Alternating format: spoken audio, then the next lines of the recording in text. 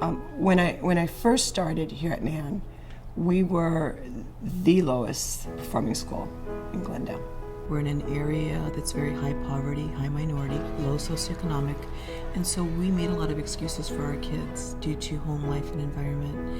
And we kept that up, and we kept saying, this child can't learn because of X reasons. It's okay, it's okay.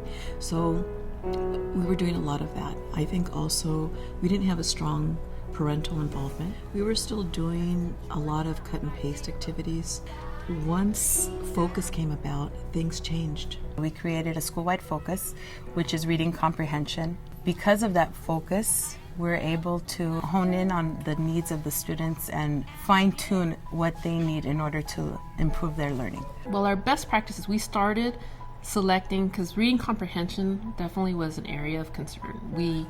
Based on all our data, that was definitely the area that was the most challenging for our students. We are so much more structured now. We post the objectives of the lesson. We teach the students step by step.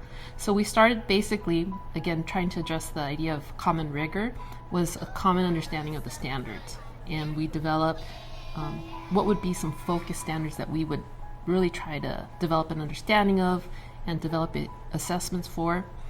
Then we also selected engagement, because many of our students were good listeners, or we assumed they were good listeners, but they were passive in the classrooms. So it was really hard for us to know, are they involved? So another best practice was focusing on engagement, getting students involved in learning. Teacher collaboration is key. And as I mentioned in the past, we had study groups where teachers were involved in talking about best practices. What has changed and what I feel has made a huge difference since our starting with focus is that our teachers are not independent contractors anymore. Our teachers are really working as a team. They always explain to us clearly if we have any questions, and they don't always leave us wondering. So that's what makes the teachers at the school amazing. We have involved the families in giving them the empowerment to really be part of the child's learning.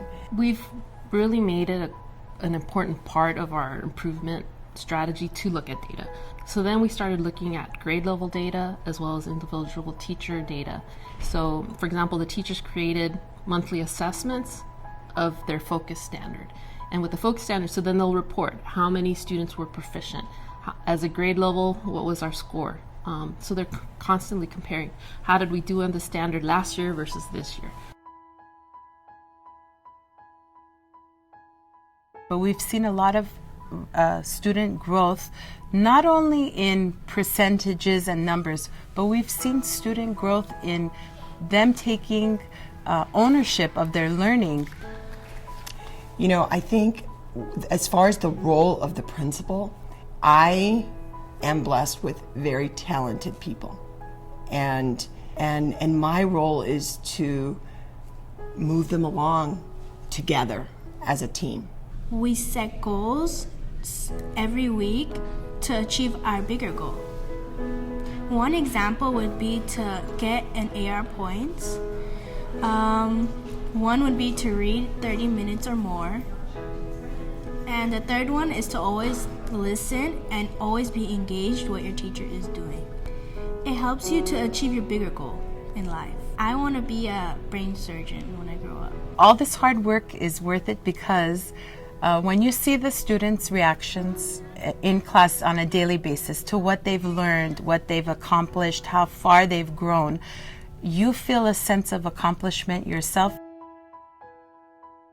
The reason that we do what we do here at school, at any school, is because of the students, and we want the best for our students.